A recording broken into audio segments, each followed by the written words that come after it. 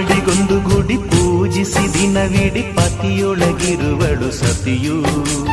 ಸತಿಯು ಅವಳೇ ಮತಿಯು ಅವಳೇ ಬಾಳಿನ ಹಾಡಿಗೆ ಶ್ರುತಿಯು. ಪತಿಯ ಏಳಿಗೆ ಸತಿಯ ಕೈಲಿದೆ. ಪತಿಹಿತವೇ ಸುಖ ಮಾಂಗಲ್ಯವೇ ಮುಖ ಎನ್ನುವ ಸತಿಯೇ ಉಸಿರಿರು ತನಕ.